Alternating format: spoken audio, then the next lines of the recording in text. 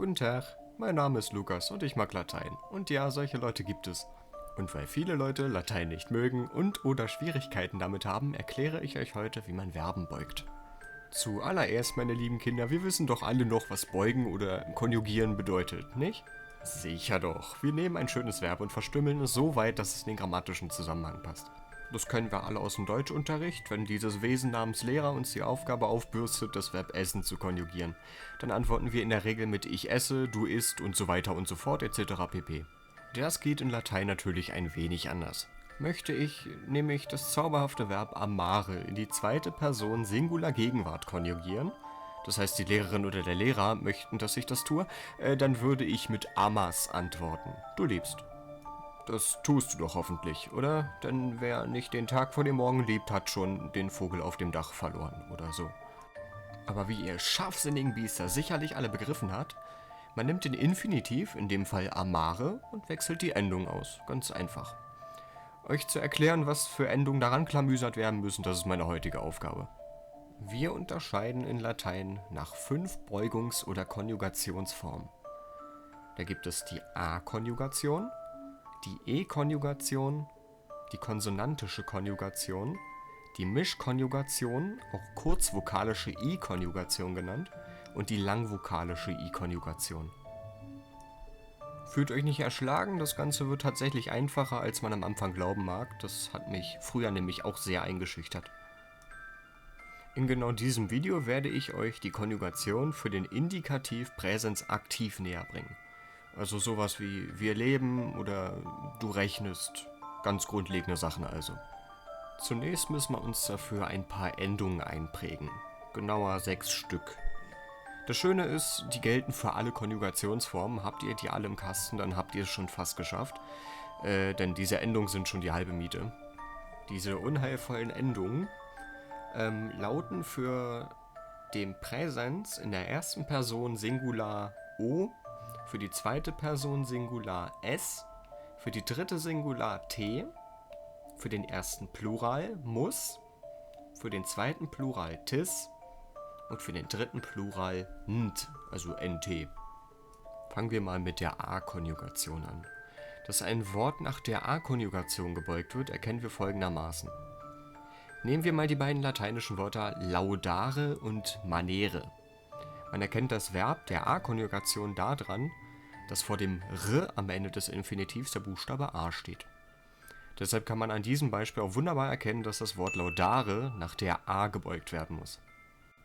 Wenn wir unser Wort, also laudare, im Indikativ Präsens aktiv durchkonjugieren wollen, dann müssen wir den Infinitiv nehmen und zuerst das r am Ende wegschneiden.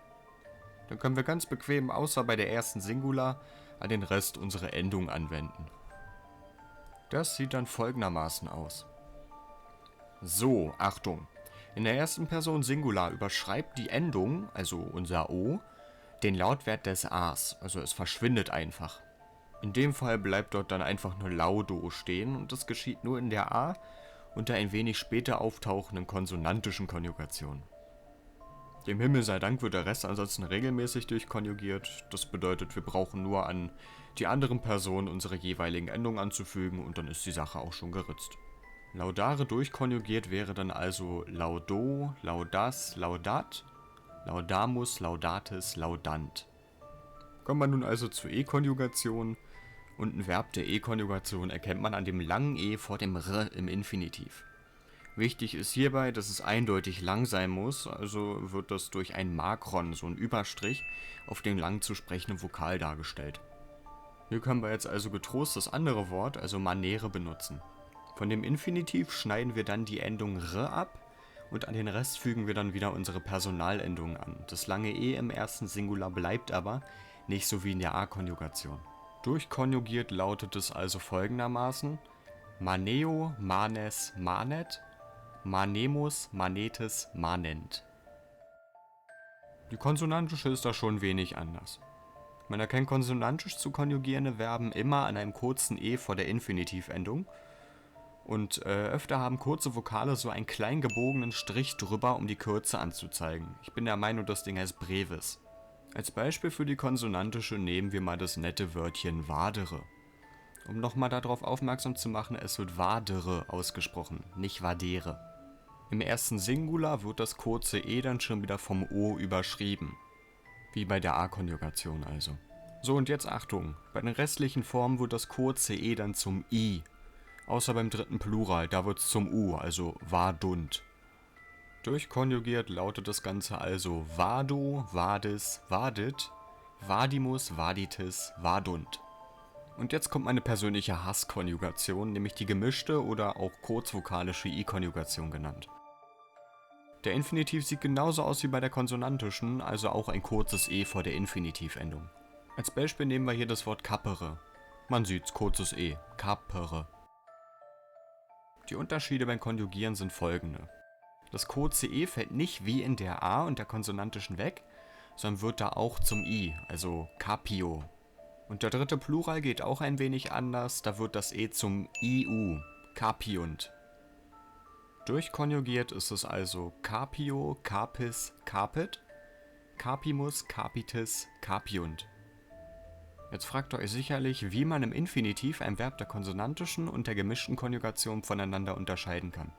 Und die Antwort lautet ernüchternderweise, man kann es nicht.